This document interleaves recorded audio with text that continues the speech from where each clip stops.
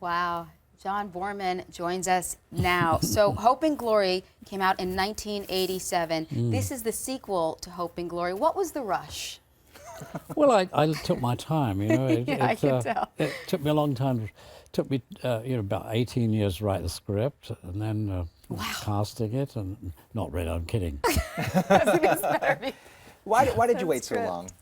Well, other things intervened, and I always had in mind to do it, and then when I hit 80, I thought I better do it now. It's now or never.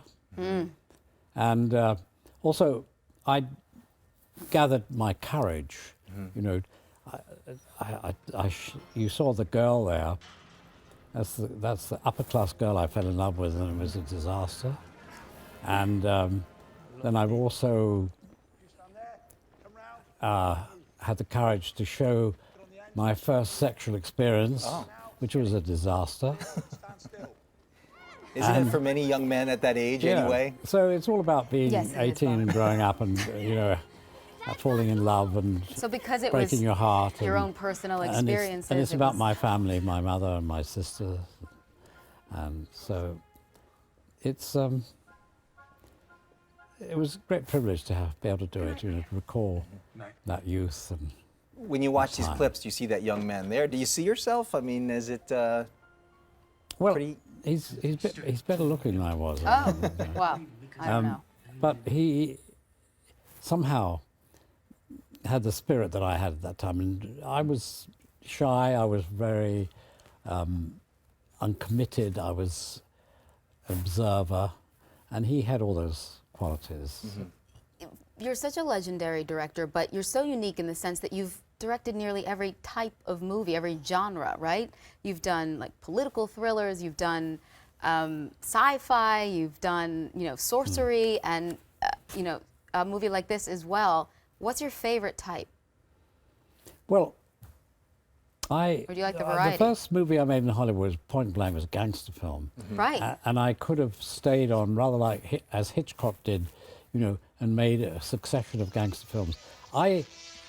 Having finished it, the last thing I wanted to do was do another one. I'd do something else. And so my career took me to wherever my interest was. Whatever interested me, I followed. And I love going to exotic countries and shooting films there. You like the variety? Yeah, I was curious. Yeah. You have 5 Academy Award nominations. The Academy Awards, as you know, just happened here. How do you see Hollywood now? It's interesting because I read this article about the Academy Awards, and they say, like, the movies that are Academy Award nominated don't necessarily align with what the public wants, and it's one of the difficulties that they've had this year. Well, to some extent, although I think the ones that are up there now are doing pretty well, and so, it's, I think Hollywood is, the studio system is rather. It's full of fear. They're afraid of the audience. They're afraid of ambiguity or nuance. They iron it all out because they're afraid the audience is not going to understand, or they don't. They don't respect the audience. And there's a lot of the work that comes out of Hollywood is bland, and it's the independent film. The best thing about the Academy Awards was the foreign language films were magnificent.